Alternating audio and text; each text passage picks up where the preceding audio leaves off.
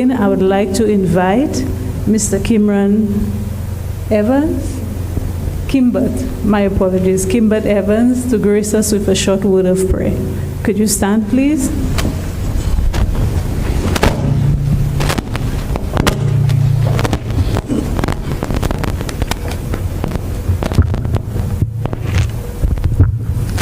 Let's bow our heads for prayer. Oh Lord Jesus, we come before you yet another time. We thank you so much, Lord, for the morning session of this Productivity Awareness Week. We thank you for the lunch and thank you for allowing us to be here for this panel discussion. Help us, Lord, that all that we do, all that we say, all that we discuss, may be to the furtherance of your name, Lord, and as well as the furtherance of our country, St. Lucia. Let the words of our heart and the meditation of our mind be acceptable in thy sight, O Lord, our strength and our Redeemer. Amen. Amen. Please be seated. Ms. Lorraine Matthew, Deputy Permanent Secretary in the Department of Infrastructure, Ports and Transport. Dr. Clarence Henry, Head of the Regional Integration Unit of the OACS. Other esteemed dignitaries, ladies, gentlemen, both in person and joining us live, a good afternoon to all of you. Thank you for joining us this afternoon, and a warm welcome once again to this important conversation as part of Productivity Awareness Week, hosted under the theme, Navigating Through Disruption, Resilience, the Engine of Productivity. This afternoon's event, Annou Diskité, brings us together to examine a crucial but often overlooked issue, and that is road communication challenges and their impact on St. Lucia's competitiveness. We all know how poor road infrastructure and reliable transit can affect our daily lives, causing delays, increasing costs, and reducing efficiency for workers, businesses, school children, and public institutions. But today's discussion goes further. It goes further than looking at how these challenges impact our national productivity, but on what solutions may lie within our reach. This event is the result of a meaningful collaboration between the National Competitiveness and Productivity Council, the St. Lucia Employers Federation, and the Department of Economic Development, and it represents a shared commitment to inclusive dialogue and practical problem solving, conversations that we need to have, we must have as a people, as a society, conversations that we hope will guide policy action at the end of the day. I'd like to take a moment to acknowledge the representatives from the public sector, the private sector, our technical experts, and our friends, though few. I'd like to recognize all of you, our invited guests here today. We are especially grateful for your presence and look forward to your contributions.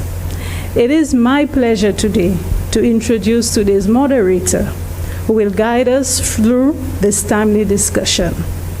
Please join me in welcoming Ms. Stanza Deligny, who is an economist at the Ministry of Finance, Economic Development, and Youth Economy, an adjunct lecturer, and a freelance communications specialist. With over 7 years of experience in national development, Stanza is committed to advancing socioeconomic growth through innovation and collaboration between public and private sector agencies. She has successfully coordinated and hosted noteworthy events that enhance productivity and drive economic development, as well as strengthening regional and international partnerships. Stanza holds a master's in communication and media studies, a bachelor's in economics and management, and certification in project management.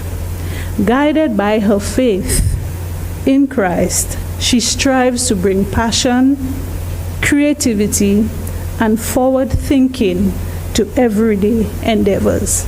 Ladies and gentlemen, Ms. Tanza Diligli. Thank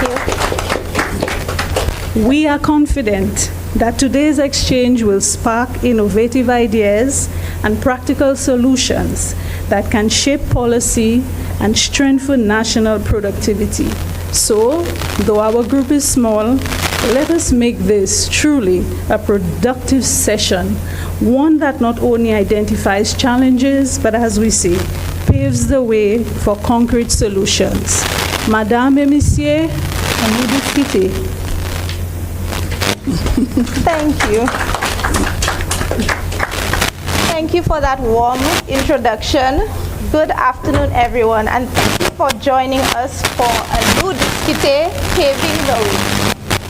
Today, we'll focus on road communication, challenges and solutions, and the impact on St. Lucia's economy, exploring how our road infrastructure influences both productivity and national competitiveness. This session will help us better understand the issues, highlight practical solutions, and create space to share perspectives that can shape national dialogue on building a more resilient and efficient road network. Our panel brings together key voices from infrastructure, from the emergency services to transport, law enforcement, and of course the private sector, all united by one goal: improving how St. Lucia moves. We'll keep the discussion interactive and insightful, and near the end, we'll open the floor for any questions that you may have. You know, we would love an engaging audience. With that, let's begin by hearing our speakers. I'd like each of you to please briefly introduce yourselves and share a little bit about the work that you do to better St. Lucia. Mr. Barnard. Good afternoon. My name is Nicholas Barnard.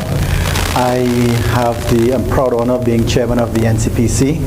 I'm also first vice president of the Manufacturers Association and first vice president of the St. Lucia Chamber of Commerce. This has been a passionate road for me. I've been speaking about this for maybe 10 or 15 years about our road congestion, so an ideal forum to discuss. Thank you very much for that introduction. Sergeant Fraser, attached to the Department of Road Safety. At that department, I'm an investigator. Also, I am a police motorcyclist rider. Okay. So my primary function is to patrol the highways on a daily basis through the traffic and try to alleviate any congestion where necessary. I also supervise at the department. Okay, thank you very much, you both, for that introduction. Okay, my name is Isidore Brisfair. I'm a retired police officer. Like the sergeant, I used to be, during my police tenure, I was on police motorcycle for some time. But from the traffic, I moved on to the Marine unit where I spent the majority of my career. However, after I retired from the police, I joined the transportation sector. I used to be at Courtesy Taxi, but now I'm solely at Southern Taxi.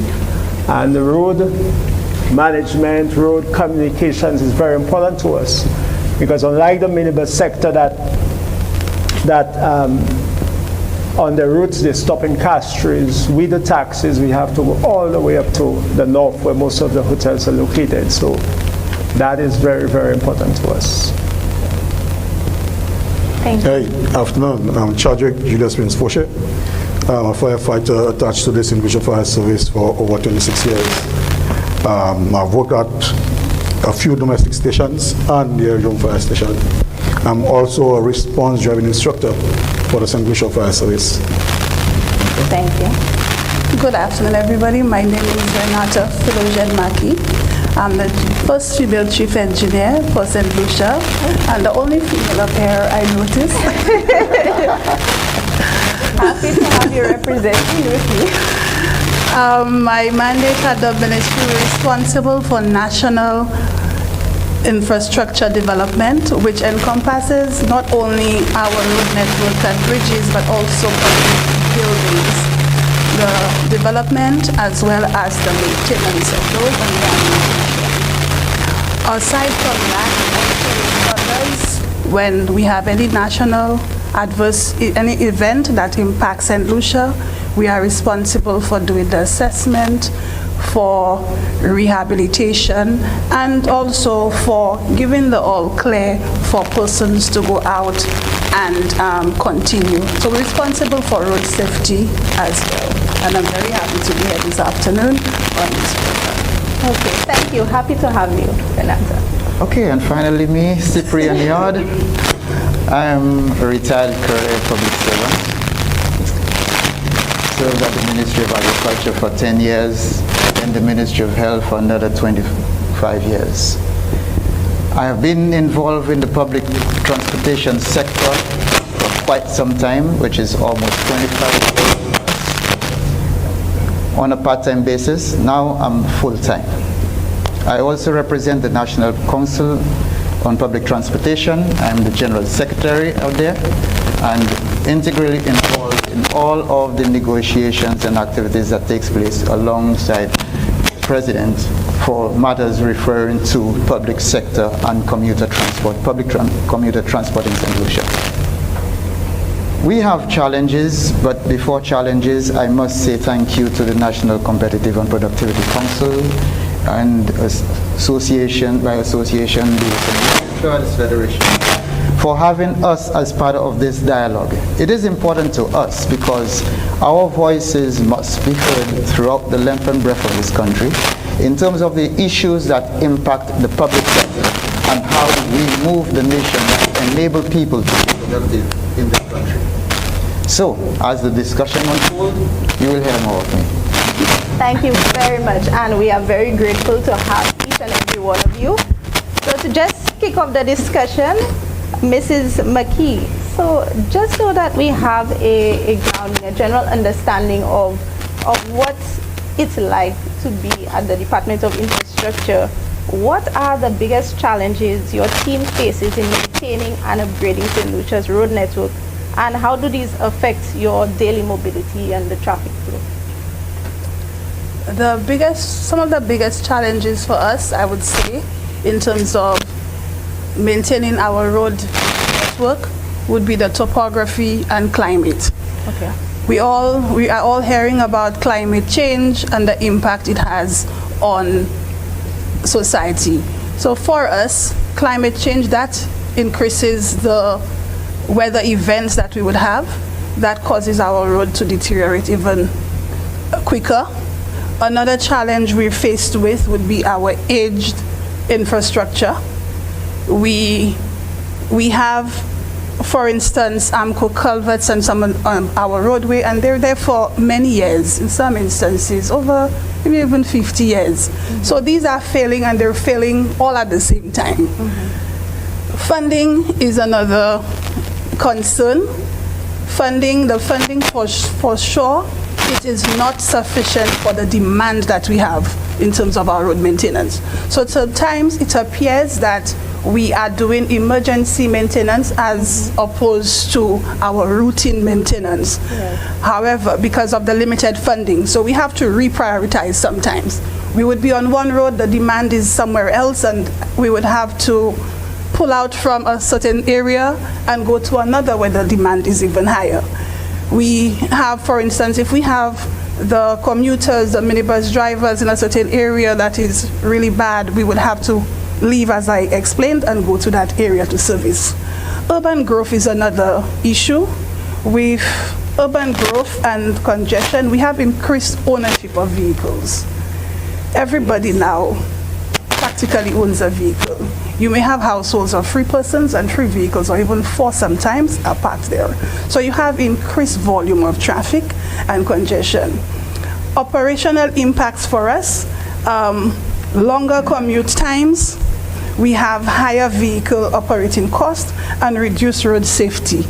That too is another issue that we're faced with when it comes to our road maintenance. Okay, thank you very much for that. And that was just basically for us to get an idea of what are the challenges faced, because I know later on in the discussion we will look at the solutions and looking at infrastructure vision 2030 and to let the country know exactly what are we dealing with and what are our solutions towards it, so that they can have a holistic picture of what exactly is going on in St. Lucia. So thank you very much for that. I would now ask Mr. Sergeant Fraser, from your perspective, what are the most pressing traffic management challenges you face on a daily basis? When you say pressing, From your perspective. there are lots, especially within the morning, the peak hour traffic. You have vehicles exiting from minor roads, you have the heavy haulage vehicles on the road, you have the commuters, minibus drivers, you have new road users and current road users all utilizing one stretch of road.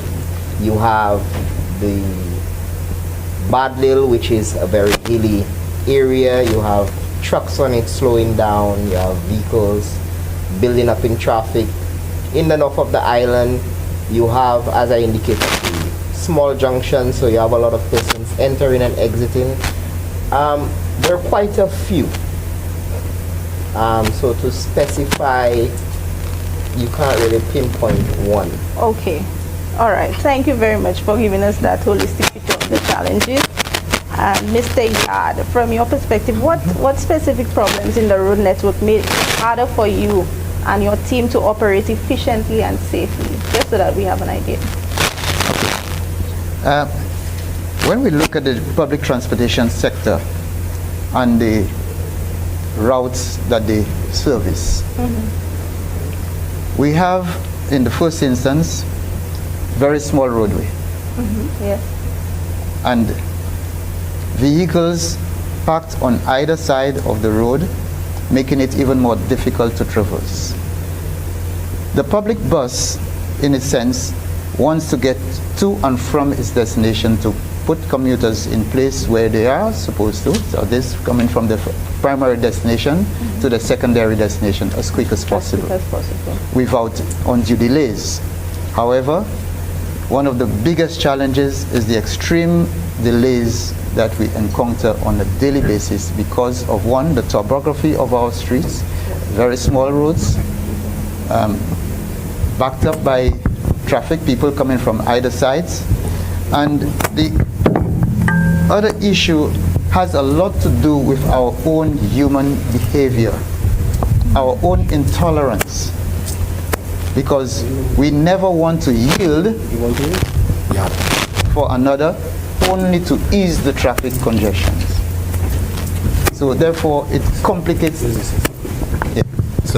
therefore it complicates matters even more, and as a result, what is happening is what should have been, let's say, a 15-20 minute commute now turns into a 30-45 minute commute.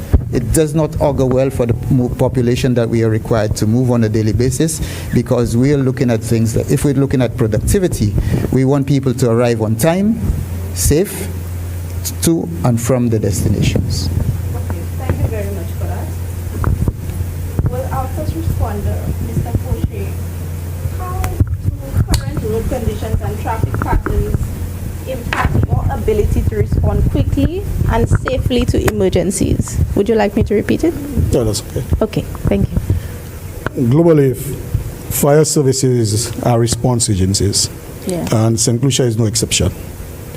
There are three major components as it pertains to response: the roadworthiness of that response vehicle, the driver having the requisite knowledge and skills to maneuver that vehicle safely and under control at all times, and very importantly, the road network having the capacity to accommodate road users. And when I speak of road users, I'm talking about from pedestrians all the way to heavy-duty vehicles.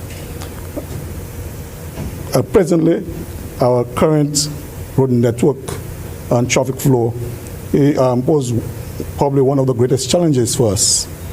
Therefore, it impacts our response time, which is critical for life safety and also fire spread as well. Okay, thank you very much for that.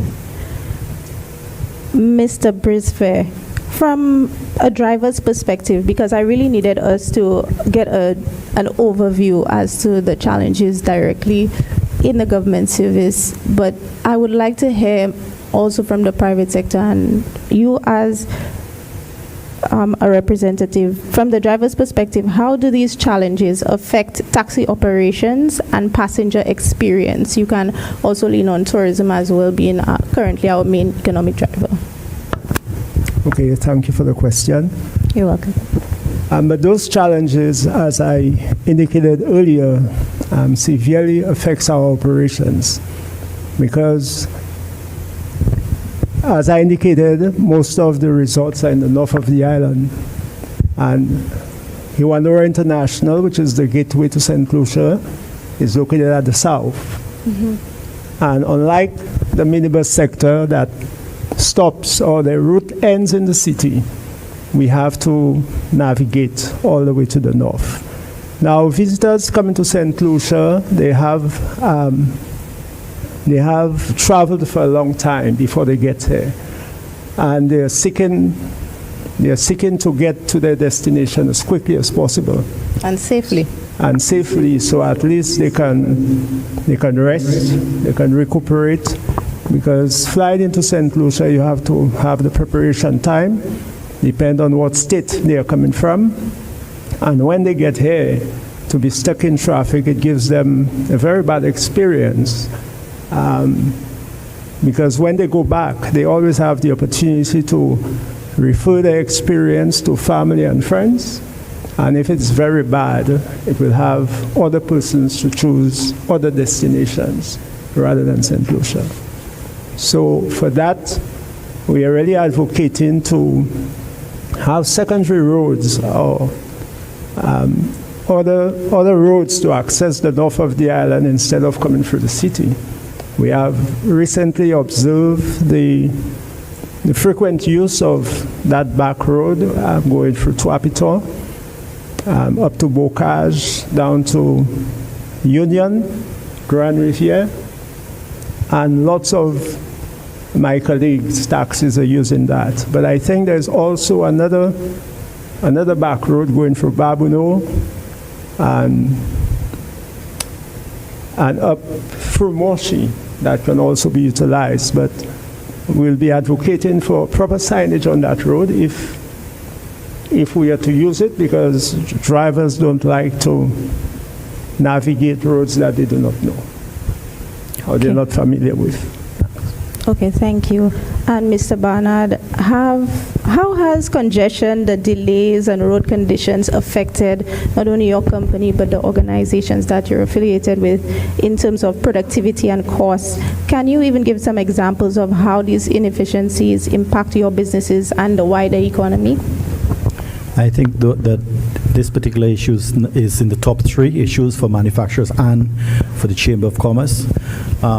Essentially, when you're trying to provide services or you're delivering goods up north and you're spending an hour on the road, an hour and a half, if you're coming out of cul-de-sac and you're trying to do 3 trips for the day, you're not going to do 3 trips, you're going to do 2 trips.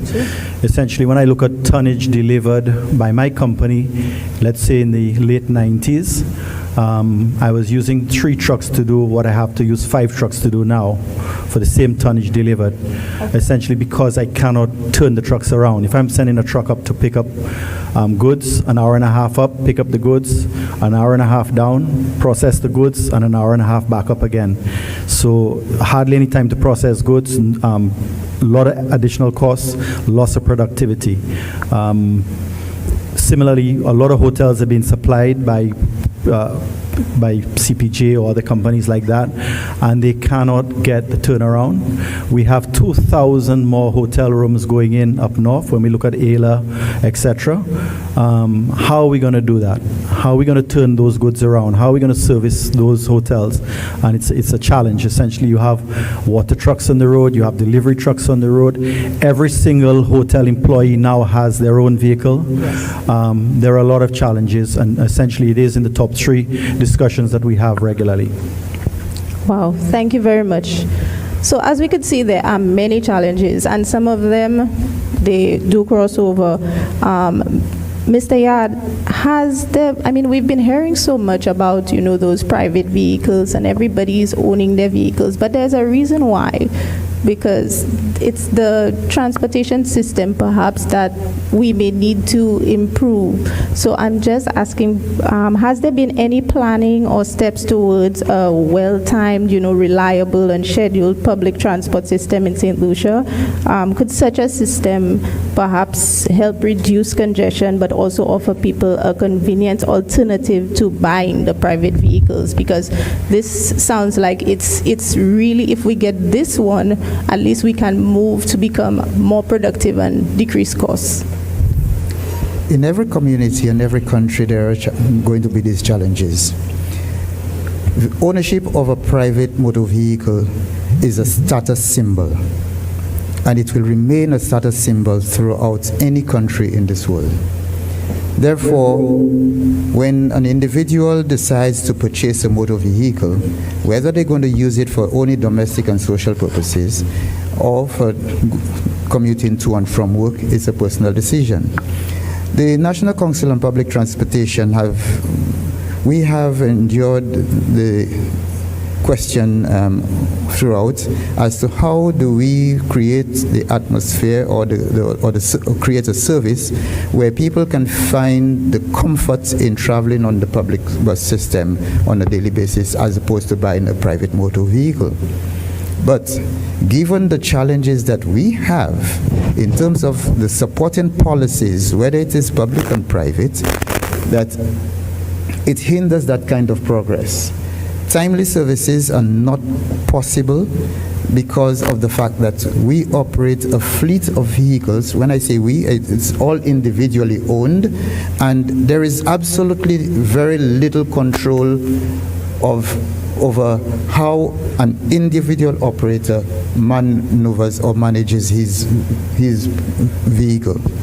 So therefore, I can't force him to be on the queue or on service and on a particular day at a particular time for a number of hours.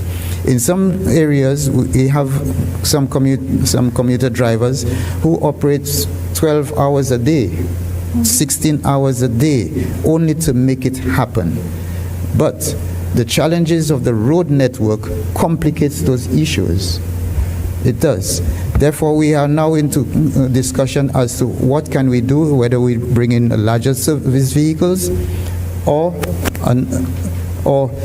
if there is any leadway in designing a system where there is priority routes and priority transport. So therefore, you're able to move freely within certain lanes, but unfortunately, the infrastructure that we have does not accommodate that kind of a system. We have the challenges too of designated routes, that you are no longer able to move away from the designated route and to pass, like my fellow taxi man said, to pass in a back road. These are challenges within the system that, if not addressed quickly, we will continue to have the problems, and the purchase of individually owned vehicles is going to be on the rise for a long time, until such time when people will realize it's counterproductive.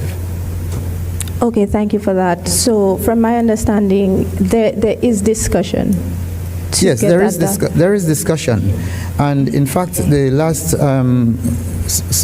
service report that we have, we are now engaged in studying this report very, very critically to come up with plausible solutions as to what are the best approaches.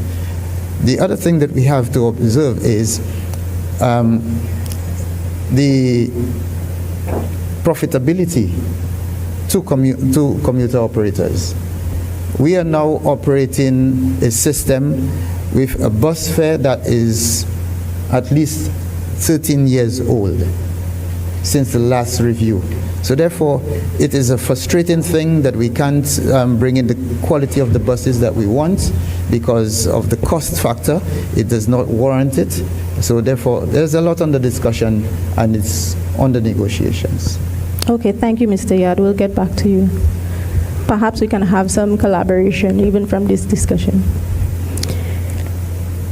Mr. Sergeant Frazier, What improvements in road communication or coordination could most enhance response times and public safety? No problem. What improvements in road communication or coordination could help enhance response times and public safety? Okay. First of all, proper dialogue between the road users, the different organizations, minibus, taxi, and also infrastructure. Secondly, the adherence to proper signage. Once proper signage are placed along the different routes, we would agree that there are certain places based on the road structure, it doesn't allow for the volume of traffic that we have. So all these things need to be looked at and find alternative routes. Also engaging the public in PSAs when roadworks are being done ahead of time to alleviate the backlog of traffic. These are a few things we can do. Okay, thank you very much. And I'm sure from infrastructure, we're currently working on that issue with signage. I believe even tourism is also working on that.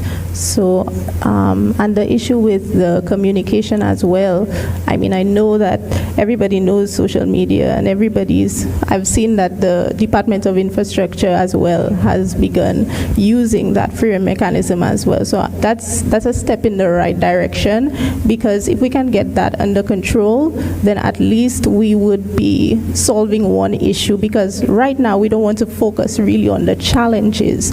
If we can find one solution, then that's already a plus. So it's not solving everything. We're not playing Superman here today. But if we could just solve one at a time, I think we could solve a lot. But thank you very much for your insights. And for our engineer, Mrs. McKee, many solutions sometimes feel like road projects are reactive rather than proactive. How is the ministry ensuring today's road investments meet future traffic and climate demands, especially given public concerns about the back road upgrades? Why is the project strategically necessary, and how were temporary delays better for long-term benefits?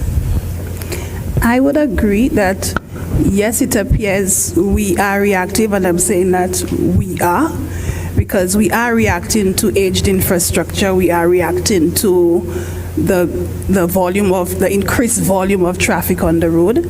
And even with our aged infrastructure, it's not just our road network, but utilities as well. Yes. So we are reacting to it.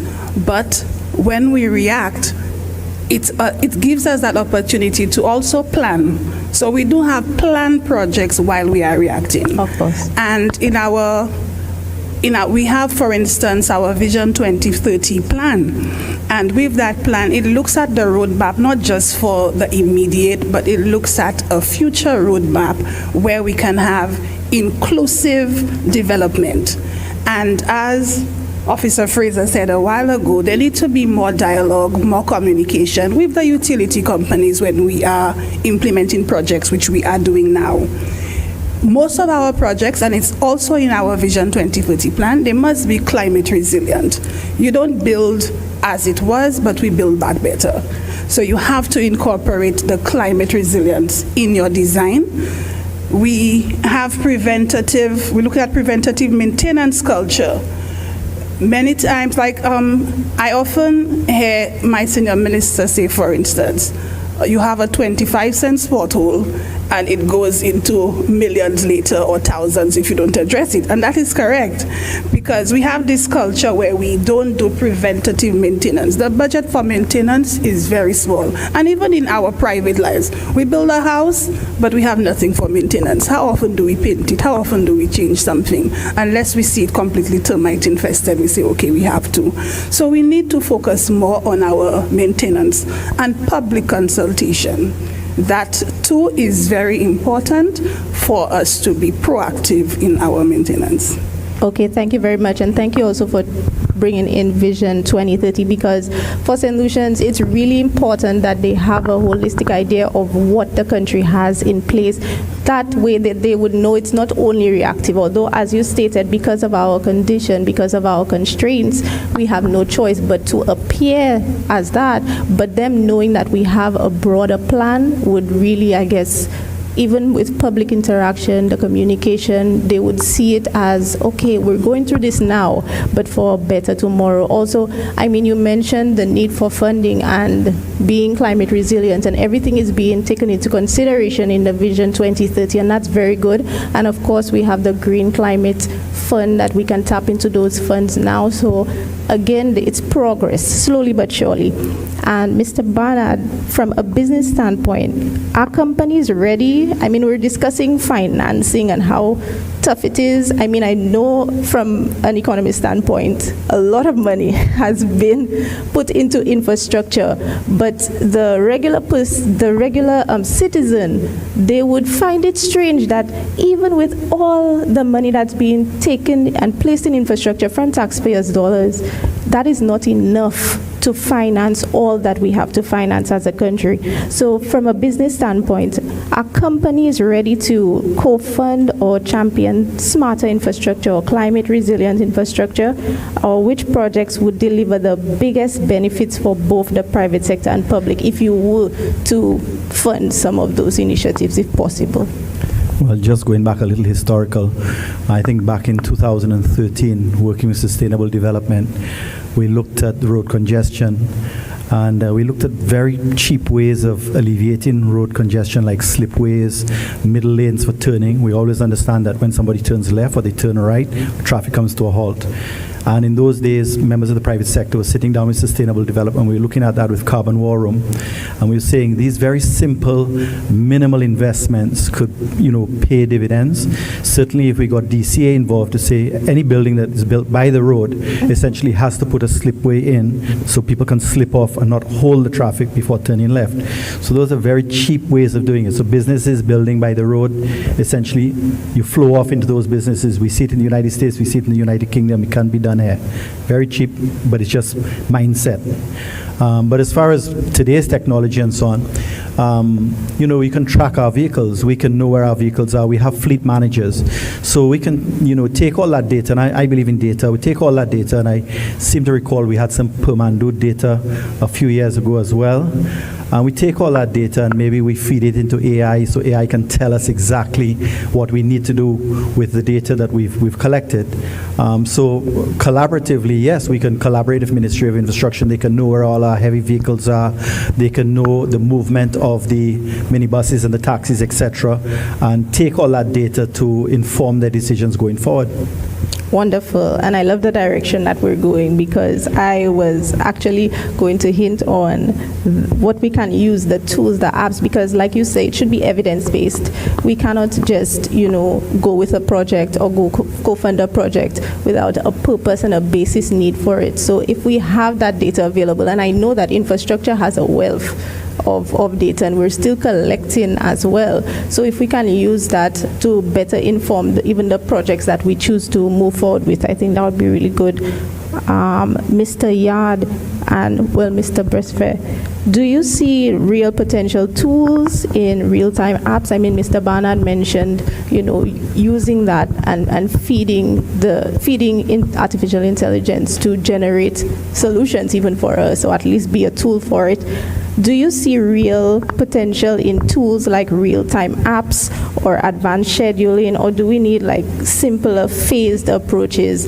We have some examples, like I know TT Rideshare, or if we even look at in London or in Taiwan, how the transportation system is. Do we have the capacity for that right now, or do you think that we have to move a little slower? Well, in essence, I'm not going to say that we should move a little slower. time is of the essence for us, and it is something that we have under discussion already, and it is something that we wanted to factor into the solution for our cashless system. We were looking at how we can track the buses and to provide scheduling opportunities for individuals through an app that you can take your phone and decide, okay, where is the next bus coming, what time is the next bus is about to arrive at your destination, and so on. It is probably I should say it is a little expensive for us at this point in time. So we are at a juncture where we are looking at the possible funding mechanisms, because we have had extensive discussions on this already. At least we have 3 different leads that we are following in terms of development of this infrastructure and the app. It would provide, one, the ability to pay cashless on any commuter bus that is participating into the program. It would give you the option of identifying the location of a bus in terms of its scheduling. Nice. And so on. And as well, it would give you the opportunity not to have what we call the transactional cost that if you were to use your private bank card or something, because there will be a transactional cost and so on. With this new system that we are trying to encourage, we're currently studying its benefits and so on, and as well as the cost outlay for us as a country, as a sector. So that is in the making, and we also want to look at the improvement of our fleet. But we still would have some challenges in the sense that the road network and its infrastructure has not improved to the extent that it can allow us, because, one, we do not follow the bus stop rule in St. Lucia. There are areas in St. Lucia where bus stops are virtually absent unless you come to a major intersection. Commuters expect the public bus to stop anywhere and to drop off anywhere, irrespective of traffic conditions, irrespective of how the traffic flows, irrespective of the safety. And we are also talking about safety here. So therefore, these are other issues that must come into play and must be factored in, and we need the support of the legislative framework to be able to do that. The assistance from the Department of Infrastructure, and even the way that new roads have been designed, and the current outlay of bus stops and so on is virtually absent. We look at the Millennium Highway, for example. Bus stops are in the opposite direction. How will that work? You know? So these are some of the things that we have put together. And again, as I said, the roadside clearance is another issue. In some areas, especially outside of the city, roadside clearance becomes a big issue because it really reduces on the size of the available tarmac that you have for travel. And anytime a bus stops, traffic comes to a halt. Another bus driver or another private vehicle tries to go ahead, by an accident occurs, roadblock. And sometimes the roadblock is for hours, because even the police have difficulty in arriving on scene to assist and to clear that roadblock.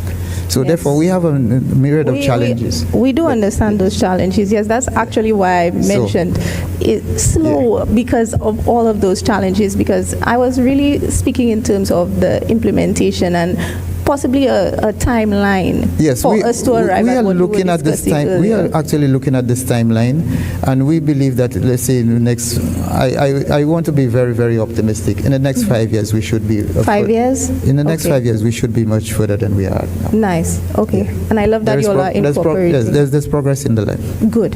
Okay. Thank you very much. All right. Well, Ms. Maki, you've already told us a bit about Vision 2030 for infrastructure. Is there anything else you would like to add for the public to know that we are definitely focusing on? I mean, you touched on climate change, you touched on a number of things, but is there anything else that you would like to add, just so that the public can have a holistic view of what the Department of Infrastructure has in store for St. Lucia? Our Vision 2030 plan, like I said, it sets the long-term roadmap for sustainable development. It also looks at incorporating or updating, I should say, because some of our policies, even our Works on Road Act, Yes. it's a draconian policy. So it looks at upgrading these policies. We actually have started on updating our Works on Road Act and to have legislation and policy in place for that. So that the Vision 2030 plan would look at. It also looks at our increasing our efficiency on connectivity. So, for instance, you mentioned the back roads earlier and the relevance of them. So it helps us plan.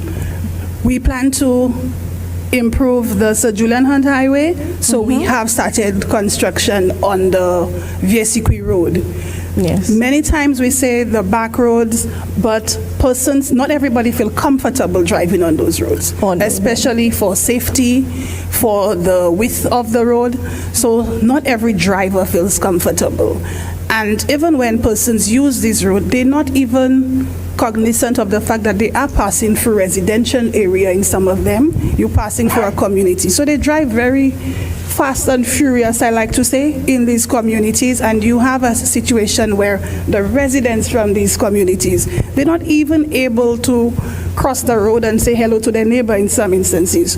So that would increase a demand even on us putting traffic calming measures. Now, when we put the traffic calming measures, we have another issue, emergency services. So we're affecting the response time, but we have to look at safety of livestock, safety for the residents of the area. So we want to reduce congestion in areas. Like I said, climate change, incorporate that, and we must look at economic development. Economic development. So while we are upgrading some of these roads, and these are part of our plan, we also opening up the communities and the small business owners to have more economic development in those areas. Okay, yes, thank you very much, and thank you for even mentioning the Sir Julian Hunt Highway. I understand that that's the reason for, fixing the back roads to a certain extent, so that that project in turn would have a smoother flow. So thank you for that. And you mentioned again all of those different agencies. And I must state that, it's really collaboration between everyone. And I know that you all had a broad stakeholder consultation before the Vision 2030, just taking into consideration what exactly each sector would need, or each specific service provider in terms of transport. And it does not only look at the infrastructure part, it looks at transport department, energy. Yes, the entire ministry. The entire department of infrastructure, ports and transport. Nice. Thank you very much. All of this, again, depends on one thing, which is collaboration. When road communication breaks down, accountability often becomes unclear. What would effective collaboration look like between, engineers, the police, unions, government, the private sector, and how can it be achieved? Given into consideration the Vision 2030, what could further collaboration look like for your departments? Is it that, there's always the talk of silos. Is it that there is not that connection that's deep enough for persons from the different agencies to reach out for infrastructure, DCA, making sure that, there are usual meetings to just connect and just say what each one is working on, so that way there's no duplication of work? Is there any further collaboration? This is a very interesting question, and for us, everyone, when it comes to infrastructure, national infrastructure development, particularly our road network, everyone is a stakeholder. Every St. Lucian is a stakeholder. What we try to do, we try to have all stakeholders present when we do any project. We pass it through the utility companies. We have communication with persons with disabilities, the police, everybody. Recently, for instance, I met Officer Fraser at a meeting where we had to collaborate on a traffic management plan, because this is also a responsibility of my office to approve traffic management plans for projects. And sometimes you cannot just take the decision alone. You have to incorporate the police. You have to incorporate other business owners in the community before you can approve a traffic management plan. Also, in terms of DCA, for instance, some years ago, there was subdevelopments approved and infrastructure would not have been involved. But right now, we are involved in in the subdevelopment approval. So the DCA would send it across to us. We give our comments, our review to ensure that the entire road network for that development, it at least meets our standards. Because once the development is done, we get the request for takeover. Now, if we have to take over a road, it must meet our standards. And the DCA even went further to ask us to do completion certificates. I think Lucia, for instance, gives WASCO, I believe, gives a completion certificate when they've installed their infrastructure. So now we have to go back to visit that development, look at the designs that were approved by the DCA and see if it meets what was approved. Nice. So this is a further step for us to do the completion certificate. So there are many ways and many areas that we are collaborating. Ministry of Tourism, there is a project right now, I think close to the Sabuisha Beach, and there is a new road to be the Cabinet approved. It must go through Department of Infrastructure. So it is not just us. You have Invest St. Lucia, Department of Infrastructure, and everyone involved in a touristic development. Beautiful, thank you. And as we wrap up this segment, let's just look ahead. If you could each prioritize one innovation to transform St. Lucia's transport network, whether it's traffic systems, smart sensors, or climate resilient roads, which would you choose and why? Just for each panelist. What would be your priority? I know we stated all of the issues earlier on, but just to focus on one, to achieve one, what would be your priority area? Since I have the microphone, my priority would be road safety. Road safety is a major challenge in St. Lucia. For me, many motorists are lawless. They do not adhere to road safety signs.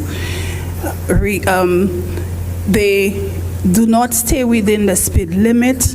And so that's one, looking at driving habits. Looking at our infrastructure now, you would have noticed that many areas you could barely see the road markings. Again, funding is an issue, but we have to prioritize critical junctions as opposed to remarking the entire roadway sometimes.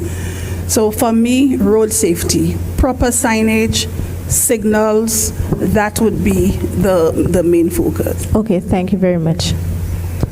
I would have to say driver etiquette and signage. With proper signage and educating the public as to the signage, I believe we'll have a better movement of traffic and a better flow along our road network. Despite our challenges we have, the small roads and whatnot, as she indicated, proper road marking, proper signage, and persons being educated and understanding the purpose of the signs, I believe that would be a step forward.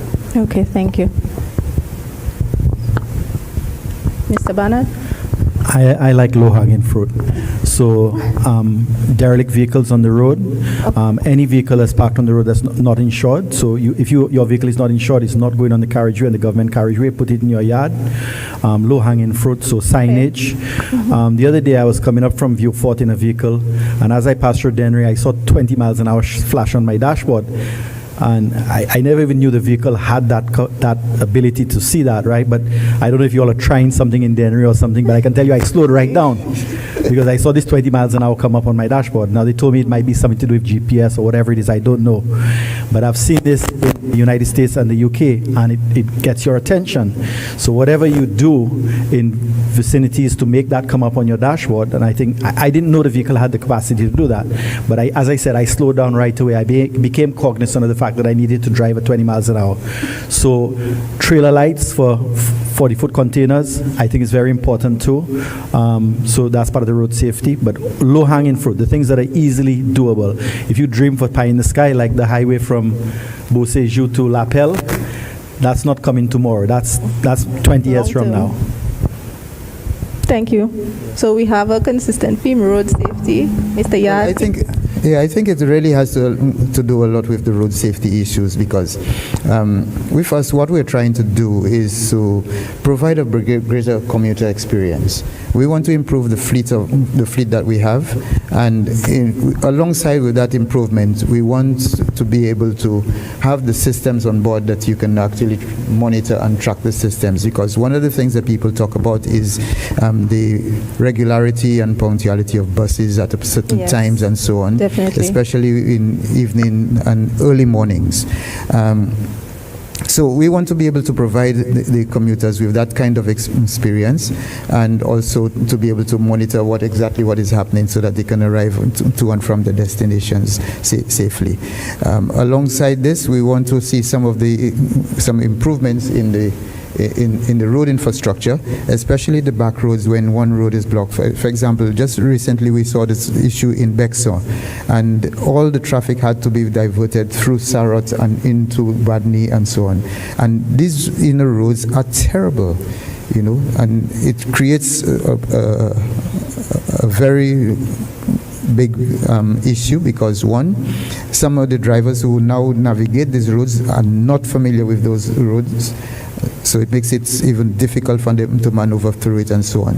So sometimes we want the relief in there. I understand the financial implications, but of course we're trying to provide a different commuter experience to make the buses safer, to make it more comfortable and safe, so that we can at least enable people to reduce the private ownership of vehicles.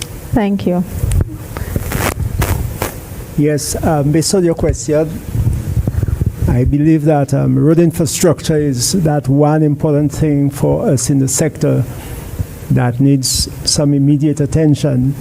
I heard my colleague here said that that road connecting La Pelle to Beausejour, we might not be seeing it not in 20 years' time, but I believe this road is one project that any government should undertake. And the reason why I'm saying that, it's because the Badalin is very vulnerable to climate. Yes. Climate, anytime we have hurricanes and it's climate occurrences, the Badalin is very vulnerable. And anytime there is any impediments in the Badalin, then that will definitely reduce productivity, because persons will have to all around the Soufrière area. Yes, the connectivity issue. Having to incur more expenses. So we definitely need a road connecting the Denry Valley to somewhere up in Babuno. Up to last night, I was looking at a map of St. Lucia, and I realized it's not a very large area that needs to be addressed, because I could see a road going down all the way down almost to the, how you call that area? Almost on top of the Denry Olio side. There's the Aslouvet area, and the road is almost there. So it's not much that needs to be done. But I would encourage any government, and I want to say that publicly, to seek funding, even though they have to put a toll, have persons that's using the road to pay for it, to fund it. But we need that kind of infrastructure to increase the island's productivity. Nice. And I would just like to let you know that there have been discussions on that, so just to improve, your burden. Thank you very much, Andy. Response driving is high risk, but we can limit that risk if motorists just obey the Road and Safety Act. The law says that you should pull over to the left, Yes. leaving the central area for emergency vehicles to navigate. And we have issues where not only that they do not pull over, they race, or sometimes they follow the emergency vehicle, adding to that race. So we just want drivers to change their mentality, change their attitudes to driving, to have a better and safer roads. Yes, or perhaps they need more consequences. Thank you very much for that. So we really have the theme of road infrastructure, but above all, road safety coming out from this discussion. Does anybody have anything to add? We've had a lot of interesting ideas being brought up. Does anybody have any last minute things to add before we invite our audience to the question and answer segment? No? Okay. Thank you very much, each and every one of you. I'm sure everybody here has a better understanding of, the challenges that are involved, but not only the challenges, but the solutions, and even, again, Infrastructure 2030 and the consultation that has been happening, so that solutions can have a better idea of what exactly infrastructure is doing. Because when you know the vision, going through the process is a little easier. Thank you so much. So we have about 30 minutes for questions from the audience. The floor is open, so please feel free to raise your hand or come up to the mic if you have a question. Yes, Mr. Bana? Sorry, I just want to bring something up, and we're on something called the TAC, Tourism Advisory Council, you and Yes. I, and the Deputy PS as well. And we all get together all the ministries to decide on the ways forward for tourism Yes. and so on. And I recall the conversation you were having a while ago, and you're saying, should there be a forum where, twice a year or 3 times a year? That's what I was hinting on, yes. That basically infrastructure does the very same thing. They look at what the TAC does, and they do the very similar thing at infrastructure, because then you can engage with the private sector, you can engage with the fire service, the police are there, everybody's at a TAC meeting. There's probably 75 people in the room, from agriculture to health to everybody, and it's a great forum to put problems out and find solutions. I just want to make that recommendation. Yes, definitely. And that TAC meeting has solved a lot of issues, and of course it has, removed the silos that we always speak of. So at least, even though it's one person you connect with at that TAC meeting, that one person can solve an issue faster. So thank you, Mr. Barnard. Do we have any questions from the audience? Yes, can you go up to the mic, please? Dr. Henry?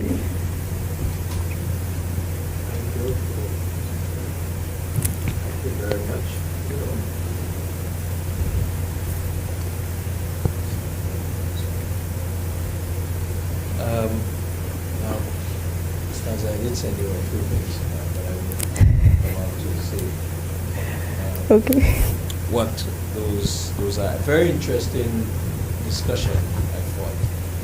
And the issue of road congestion for me personally is one that I feel we need to find a solution for. Definitely. Unlike many who might be coming from Rodney Bay to Castries, I'm coming from the other side, from the East Coast, from Delhi. And interestingly, I recall when it took me 15 minutes from the valley to get to Dinguda. It takes about 25 minutes, sometimes 30 minutes. So obviously, it is a challenge. I'm wondering though, and I'm happy to see my new colleague, and I'm wondering, and that's a question for you actually, whether there are any other proposed changes that can be made, with respect to public transportation. I say that to say, and I like the ideas that are apparently coming out here in terms of potential changes. I hope not in 5 years, but even before 5 years. So, for instance, there is the practice of pretty much almost all the drivers moving at the same time. I know during COVID there was an attempt to make some adjustments to to facilitate the lower demand at the time for transportation. Perhaps that structure can be re-examined. So instead of 100% of your drivers' buses moving at the same time, maybe a third, or 40%, 50%, depending on what the estimated demand is. And for reserve drivers to do the late shifts. Now, some drivers take it upon themselves, I see, to do very late shifts to provide transportation to persons who are leaving work at 8 and 9 and 10 o'clock and even midnight, right? So I think we need to explore and understand a little more the demand dynamics in the sector and to respond to that. That's one. And the second thing, I'm wondering whether there's any consideration for sea ferry transportation up north. I mean, I'm thinking so many people are leaving their homes very early. A good friend of mine who tells me she has to leave all before 6 o'clock in order to get to work for 8 o'clock. I mean, this is unbelievable, right? Now, thank God basically has provided some relief to some extent. And I passed there recently, realized the work that's been done, that looks lovely. So maybe more persons will pass there. But the question is, just like we do for World Cup, we did for World Cup cricket, and even when we have some of the cricket events, I'm not sure if it's done for CPL, where you have the park and ride, you can have the systems that facilitate parking, and you take the ferry across if it's to be, cheaper and certainly faster. I'm not sure, right? But certainly assessing the extent to which there can be a mix of transportation systems to move people might be something to consider. And one last thing, I noted, I'm not sure, is it the case that toll roads come in? The discussion has begun on the toll roads. Yeah, I think for Jamaica, it did make wonders to have that Millennium Road, a toll road. You could move very quickly from one far parish to another in Jamaica now. Yeah. And there might be utility in exploring that. I will pay for it. I know I hate to be stuck in traffic for hours, even if the AC is running good. I want to get to where I need to. If I have to pay an extra $10, $20, $50 to do that, depending on the circumstance, I would do that. So, and I'm for sure many other solutions are likely to do the same. So, this is just my thoughts. I don't know if there were any questions in there, but it's just my initial thoughts there. Okay. Thank you for your thoughts. Let me just quickly respond to one of the things that Dr. has just mentioned. During COVID times, yes, there was this, what I would refer to as a skeleton operation, because there was reduced capacity and you could not have all the buses working at the same time. So that was a very critical time for us, and we continued pretty heavily with what we call the rotation system. So therefore, not all buses would have been in operation on any given day. So sometimes you would work every other day, meaning that if 7 days a week, you would work 3 days in the week, and another segment of the operations would do the alternative days. Given what has happened now, there's some areas, some associations that still have rotation systems.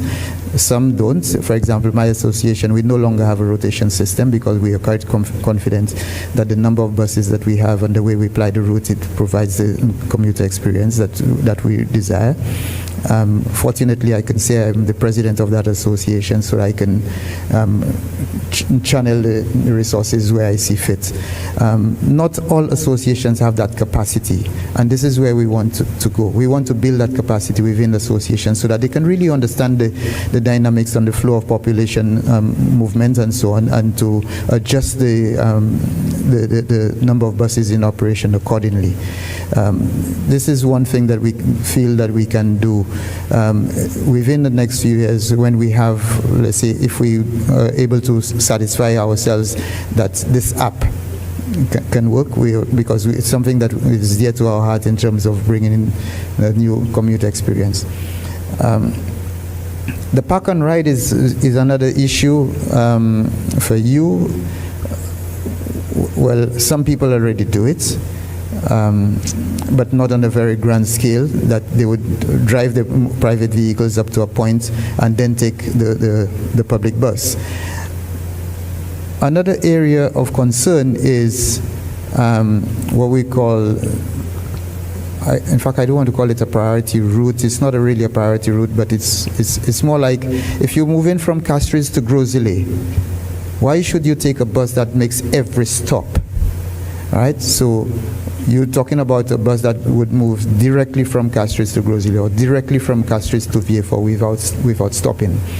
But what we realize is going to happen is, or even happens now, is the fact that even if you take a bus that makes multiple stops, you still get there at the same time, because you're not able to move as quickly as you want to. One,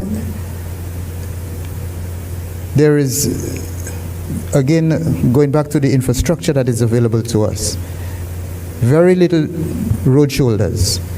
The public bus is unable to pull off the road at many given points in time when it has to make a stop to put down a passenger. You cannot veer off of the paved surface so that there could be continued flow of the traffic. That is one. The other one is the safety of some of these bus stop areas. And people just have difficulty in congregating on some of those bus stops because of the safety issues. So there are a number of challenges that we will have to continue the dialogue on, just to ensure that we bring some kind of resolve to it so that we can create that experience. The ferry service is a very good investment for you, Dr. Clarence. Castries to Soufrière was one of those areas that we looked at a few years ago when we had challenges of the hurricane that had, because I did the ferry service at the time I was with the Ministry of Health, and we had to continue health services between Soufrière and Castries, and I did the ferry service many times. It is an area that we can re-examine, and of course we'd have to engage some other agencies like SLASPA and so on, so that there could be the facility in Castries Harbour for berthing and all of that. So it can happen. Okay, thank you very much. Thank you very much. Are there any questions? Yes. Good afternoon to all. I have questions, I have comments. Okay, thank you. On my way here, I may have missed some of the stuff that were discussed. I want to commend our panel and NCPC for coming up with this venture. The issue of road congestion is a sore point for me. It's close to my heart, and I'm one of those who quarrel every day on the road. And I have so many things to say here, but let me just address some of those I think that are salient. I heard Mr. Bernard mention earlier on that since 2013, I think they already looked at the issue of exit lanes since 2013. 7 and 5, that's about 12 years now, if my math is correct.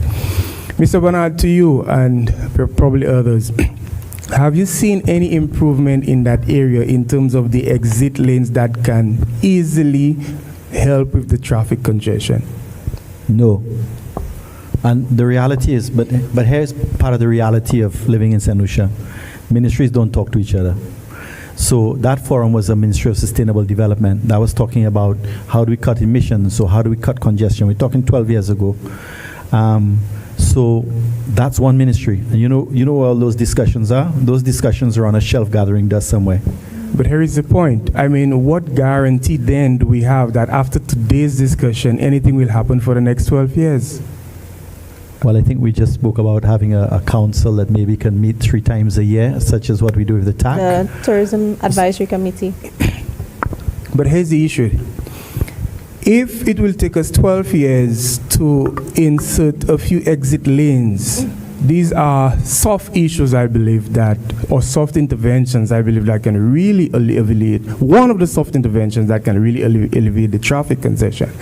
If it will take 12 years for something like that to happen, how long will it take for the Bonsejour Road to Dennery? You know? So I want to challenge us and all those that all those that are hearing us today, to let us try to put some more action to our talk. That's one. If we can calculate GDP, we can surely calculate the loss of productivity, right, due to road congestion. Can we not? Yes, it gives direct data from. That's right. Yeah. So have we conducted any sort of analysis in terms of the loss of productivity as it pertains to road congestion? If anybody can answer. Because my point is, if we can get what we are losing because of the road congestion, let us, for argument's sake, say we're losing $200 million per year. That's just an example. $200 million per year due to road congestion. But if we were to make a $20 million injection, you see where I'm going with that? Yes. And just to answer your question, yes, with the road projects, there are feasibility studies, analysis being done. Sometimes, though, it's for one specific area, for one specific project. However, even bringing in cost-benefit analysis and looking at it from that standpoint, I think that we can take into consideration that, which honestly, as a department, the Department of Economic Development, we have started really taking that seriously in terms of we have some of the data, what can we do to allow this data to work for us. So in terms of cost-benefit analysis, which is exactly what you were referring to, actually taking in what is the cost if we don't do this, or what is the revenue. Well, we cannot say it's revenue, but sometimes, especially for budget, we look at, okay, what will this bring, how much money will this bring to us? But at the end of the day, if we don't do it, how much money will we lose? So that's where the cost benefit analysis is coming into consideration, which I believe that can be done. So I'm just telling you that for now, there is economic analysis being done, feasibility studies being done. However, perhaps instead of just one project, we should look at it from a holistic standpoint, from my purview. So thank you for that. The last point I will say, because I know we have other people in the audience, when I look at the topic, road communication challenges and the impact on St. Lucia's productivity, we often think of the tangible stuff. But what about the stress levels? What about carbon footprint? You have so many vehicles in low gear, and you know, and we know, the more you travel in a low gear, the more wear and tear on your vehicle. Yes. These are all things that we have to look at. The stress, the impact. Yes. People having now to wake up much earlier to get to work on time, losing sleep, and that type of stuff. So we have to look at this holistically. It must be a priority for all of us. There must be education on that. There must be public education on that. And there must be the fortitude from all the powers that be to tackle this issue head on. Because if we don't, we will be in a serious quagmire. Again, I'm saying this is sore to me because I travel every day. I've been working from home since, what? Wifey, help me there? 2019, 2020? And it just hasn't been easy. I understand. And I want to see an improvement in that for all of us. I thank you. Thank you very much, Mr. Montu. Can I answer that one? Sure. And I have association with various hotels as well. And what they found is people living in the out districts basically find it, and I hope that's not a derogatory word, the out districts find it difficult to get to work, very stressful because they may be single parents, etc. When they have to travel 3 hours a day, essentially to come and get a fairly low wage, and it compromises their family life and so on. I mean, this is causing a lot of stress. It's causing a lot of people in the out districts to say it's not even worth it anymore to come into Castries or Grosley to work. So that again is a deterrent. And going back to his first point, as I said, I've done the studies internally, and I can see that in 2001, 2002, I was delivering 10 tons of linen a day with 3 trucks. I am now using 5 trucks to deliver 4 tons of linen a day. So essentially it's driven up my costs significantly and made me very inefficient. And of course, again, from advertising my services, if you know that my service is going to take you that much longer, you maybe get the service done somewhere else or do it yourself. And then so the hotels are building their own laundries and not outsourcing to me. And I'm a local company and they're doing their own thing. So it's actually impeding my business as well. So just want to make that point.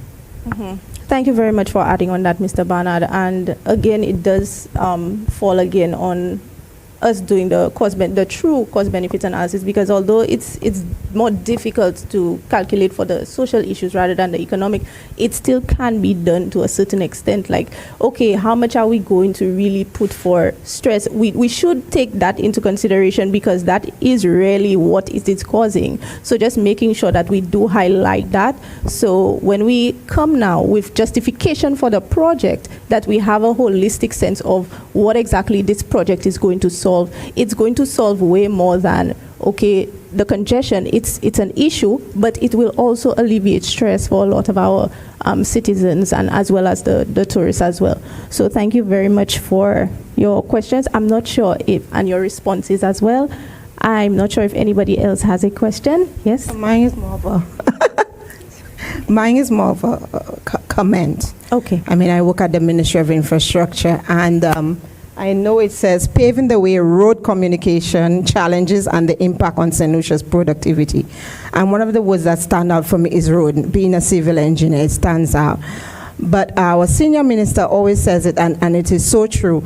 If you look across the board, right, you look at health, tourism, all of those things, the one that you interact with most is our roads. From the time you leave your home, whether it be for recreation, whether it be for funeral, whether it be for prayer, whether it be for work, whatever it is, you interact with the roads. Yes. Right? That's what everybody from child to elderly, they interact with the road. Yes. And road infrastructure, whether we want to admit it or not, is quite costly. Yes. All right. We have the vision. We have the Vision 2030. There are so many things that we want to do. My chief engineer is there. My DPS is there. And they could tell you master programs done even before, budget requests done. But the thing about it is we have limited funding, and we could only do so much. And it cannot be something just on infrastructure. It has to be a collaborative effort. All of us must do our part. One of the issues we have with roads is, just like you said, lawlessness. There is no enforcement arm. No right turn, people go ahead and do what they want. There is no driving etiquette. Right now, we had to put a no right turn sign if you come out of Orange Grove. Why? Because a secondary road has now become acting like a primary road. When one person go, 20 people pass, and you're on the primary road, you're just stuck. You're not going anywhere. Of course, then you talk about the carbon emissions, a lot of that. So now you have to force the hand of the people. It's also a mindset of St. Lucians. It's a mindset. This morning I was driving, and so many women pass, and I mean, I as a woman, I say probably I passed it, and it took a man to say pass. And the road is, in the intersection, they would block the intersection. So if you're going up, you cannot pass. They just choose to block the intersection. So it has to do a lot with our mindset as well. It's not just the physical infrastructure, but how we go about the approach and the collaborative effort. Like my chief mentioned, currently DC has picked up a stance where that infrastructure, any subdivision development that you're going to do, it has to go to the Ministry of Infrastructure. Because what we have had lately is that prior to that decision, that developers would develop land, they would not put the infrastructure, the people would come complaining. Then we have to bear that extra burden. Limited funding, now we have to do some extra road. And it's tight on our pocket, because you have impromptu things happening, slope failures, etc. And then we have to reprioritize those funds. So I'm just saying all of this to say it's a collaborative effort. It's not something just a DIPT thing, but it should be a collaborative thing across agencies. All right? Thank you. Thank you very much. Thank you again for stressing that all the sectors are linked. Mrs. McKee? Yes, and if I may just add to what my engineer has just said, when decisions are taken, decisions are not based on the only available option. We have to remember this. So sometimes a decision is taken and everybody, everybody feel they're an expert on things, and we want the information to get out there.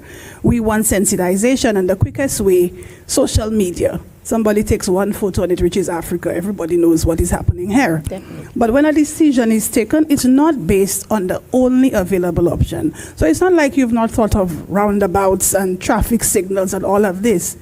The decision is taken on other circumstances that you face. Timing is another. Timing may very well lead to the decision that you've taken. So it is always easy for somebody on the outside to criticize what is happening. But like my engineer said, when we place these signs, we need the public to at least cooperate. There is no cost on life. And even on our Vision 2030, we look at doing road audits. Road audits, when you're doing a road safety audit, it's a three-legged stool. You look at the pedestrian, the driver, and you have to look at the individuals who will be using those roads, the culture. And we need to have a cultural shift if we want to get anywhere. Aside from the cultural shift, we need to continue working together. There are many times we have studies placed on a shelf, as my colleague here mentioned. So a study is done, everybody says, there is an issue, let us try to resolve it. There's a gentleman who spoke a while ago, and he spoke very well. He mentioned a lot of things, necessary things that we have discussed, but they're discussed and officers change. Persons leave the job, persons leave the country, and they get nowhere. So we need to ensure together that these things are not just on a shelf, but we respond. We respond with action, and we get these things done in a timely manner. Thank you very much. Continuity. Yeah, I just wanted to add very quickly. When I was asked to be here, it was only just like 2 hours before this. I'm very sorry, Mr. Yad. It wasn't because of us, but perhaps he's calling. No, it was not. But it's not yours, but the individual who was supposed to have represented here. But we're grateful for your presence. And I had to fill in. So I looked at this thing critically, and I said, wait a minute. If we're going to talk about road communication, the first thing that came to my mind, because I also did, as part of my studies, communication, I say, how do we interact with each other to make things happen? Yes. And one of the things that I've observed on the road is the very intolerance of individuals. You get to a T intersection. I am going south, you going east to west. How could you not stop for me so that I continue on if you can't traverse? You just block the intersection. So we all go nowhere. Because if I don't move, everybody, the 200 people behind me, are also stuck. Yes. And that slows down the traffic significantly. So therefore, we're looking at something we call the social behavior of individuals, or social behavior of motorists.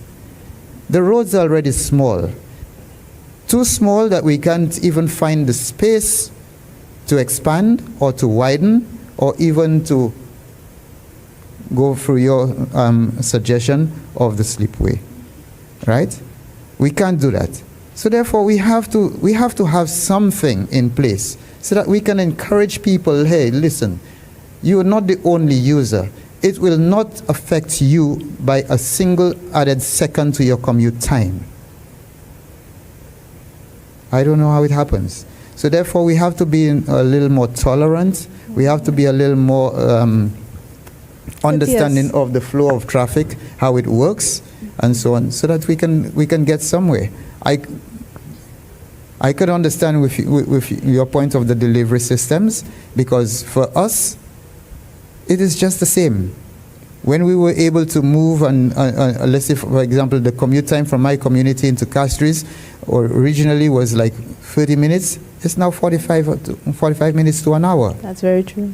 You know, so it impacts all of us. So we have to be a little more tolerant, we have to be a little more giving, and to accept the responsibilities, all of us, in it together. Okay, thank you. Thank you very much. And as we close, I really want to sincerely thank our panelists for their valuable insights and our audience for your thoughtful participation. Thank you so much for coming. Today's discussion made one thing clear, and that is productivity and competitiveness depends on how we effectively move, how we communicate, how we collaborate, and how we innovate. So I think that's really coming forth here, especially in terms of the collaboration and the sense of continuity. So let us continue paving the way towards a smarter, safer, and more connected St. Lucia. We are very grateful to hear of all of the plans. It's just ensuring that it's executed and implemented in a timely manner. So thank you for being part of Annou Diskité, paving the way. Thank you so much, everybody.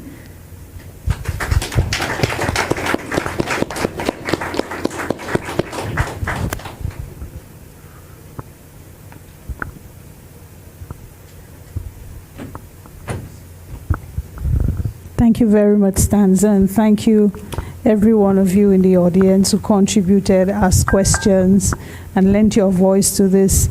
I was particularly moved by what Mr. Montoute added to the conversation, because as an employer, there is something that, as of late, has been happening, and it has given us reason to pause, and that is the psychological effects, the health effects on, this conversation we're having, the health effects on our communication, our daily commute, and how it seems to be eroding into our private lives and private times. Persons are waking up earlier, children are being dragged out of their beds half an hour earlier, and people get to bed later, and it affects how they perform at work.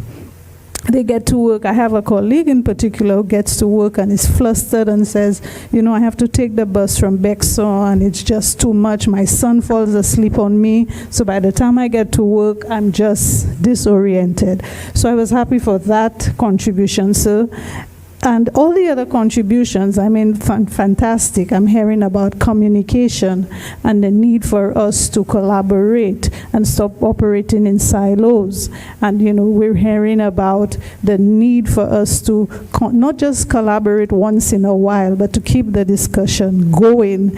And I smiled a bit, so when you mentioned, and it has happened to me, where the emergency responders are trying to make their way, and you pull off the road to allow them to pass, and when you're trying to get back on the road, there's always some smart person trying to race, with the emergency vehicle. So it's a lot, and I'm sure all of what has been said here today is not new to us, but it's certainly a reality that has come to the fore from this discussion. And I'm hopeful that coming out of this, we can continue the conversation.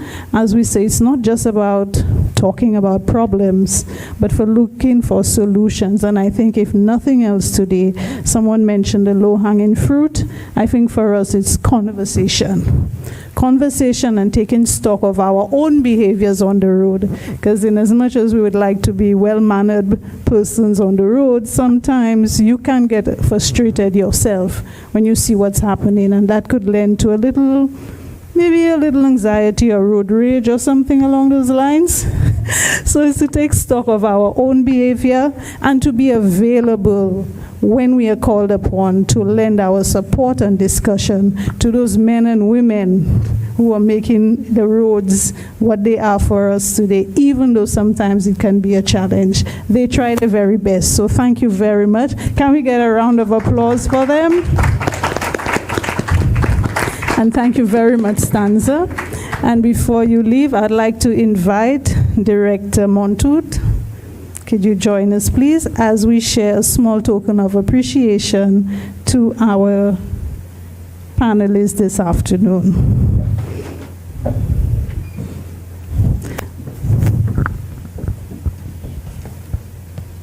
Okay, good afternoon. On behalf of the NCPC, I'd like to take this opportunity to thank each and every one of you for your invaluable contribution towards this panel discussion as part of Productivity Awareness 2025. Thanks to the St. Lucia Employers Federation and the Department of Economic Development for organizing this well put together activity. Thank you, Stanza and Cornelia. And to the audience members for your contribution and suggestions. We appreciate your effort and contribution towards ensuring the discourse and the necessary actions that will be taken for rectifying the challenges currently faced on our road infrastructure network and thereby enhancing St. Lucia's productivity. Please accept this small token as appreciation for your invaluable contribution towards today's activity.